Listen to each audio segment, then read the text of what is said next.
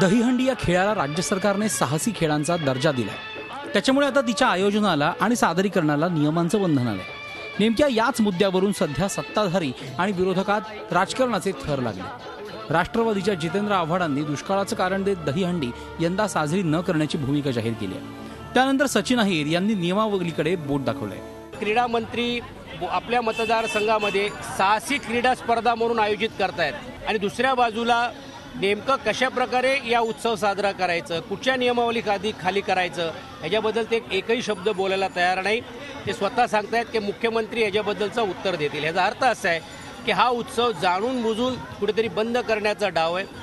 मात्र सचिन अहिर यांचे आक्षेप भाजप नेत्यांना मान्य नाहीत. सरकारमध्ये असताना त्यांनी नियमावली का केली नाही असा सवाल भाजप नेते विचारतायत. आज मार्ग देवेंद्र फडणवीसच्या सरकारने काढला.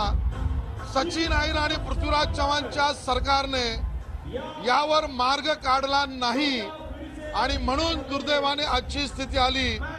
पण आजच्या घडीला मी एवढंच मानेन, सचिन अहिर, जितेंद्र आव्हाड यांनी राजकारण थांबवावं, खेळाच्या मागे आणि धार्मिक सणाच्या मागे उभं राहावं. समन्वय समितीने राजकारणाच्या पलीकडे विचार केला पाहिजे. ठराविक पक्षाची माणसं आहेत, सगळे ओळखतात ते माणसं आहेत.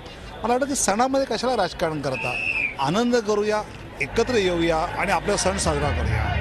दहीहंडी मुंबईत मोठ्या प्रमाणात साजरी होते.